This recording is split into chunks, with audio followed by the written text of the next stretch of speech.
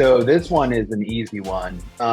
It's funny. Earlier in the year, before I started my own business, I was asked to be on a podcast. Well, maybe asked or forced is the word. At my last place of employment, we were talking about Web 3.0 and the metaverse and its effect on B2B marketing.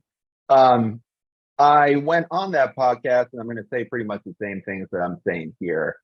It's idiotic to even think that the metaverse or Web 3.0 should be in the lexicon of any true revenue leader right now in B2B SaaS and or the organizations that I work with.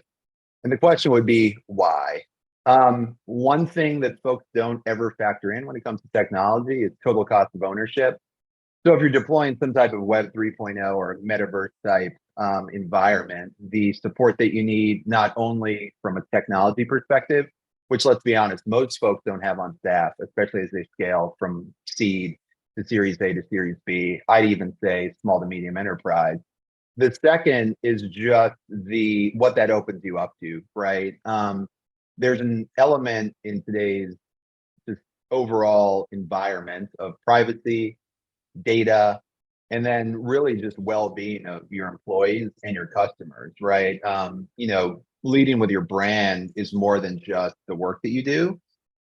The metaverse opens you up to all kinds of issues in an online environment that's unregulated, right? So that I think is the second thing. And then just the third is I'm a really big believer in focusing on a few things at once and being really good at them, right? So in my personal life, I know you and I were just talking about this with exercise.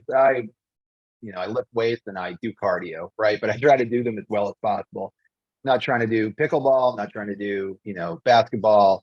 It's the same thing with my clients and the people I talk with, right? Which is founders, co-founders, CMOs, demand generation leaders.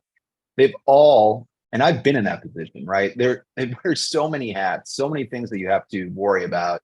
The moment you start broadening that focus to take on and encompass so many different things is the moment you start losing, in my opinion. So for a macro trend that I think we heard a lot, before recession talk and before, we saw some of just, the layoffs that are affecting, people in our network, there was more talk of the metaverse, and it's an easy one for me. Web 3.0 is, we got to fix 2.0, and we've got to fix the technology that we have on hand before we even consider it.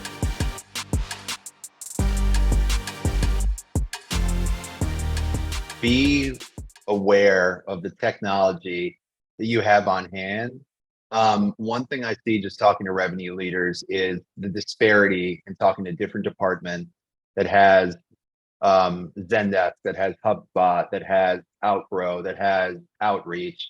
There is a plague affecting, B2B revenue departments, and it's the infiltration of way too much technology. So one of the first things I counsel anybody that works with Shape and Scale or myself is just understanding the technology stack, understanding what you've got, what you're paying for, understanding the staff that is really in charge of that, and cutting, right?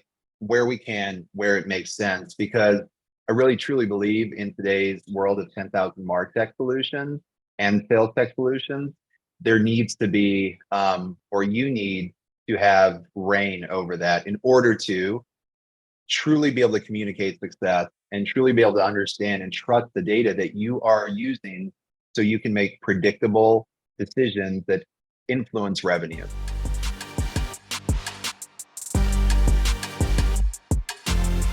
It's resilient, throughout my life.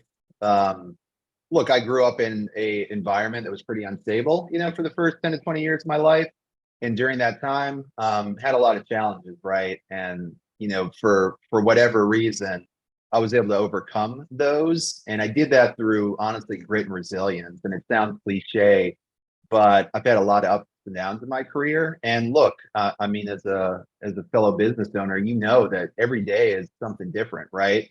You have one win, but you have two losses. And I talk to a lot of, different, I've got a lot of folks in my network we're on the same path. And as a perfectionist, as somebody that expects the best of himself and the people around him, if you don't have that resiliency, to come back the next day after a big loss or, something that you feel like you could have done better, you're not going to survive. And I think in sales, marketing, revenue, customer support, service, all that, you really need to have resilience to power you through because it's a fast changing industry, a lot of shit going on. And it's really served me well over the course of my career and my life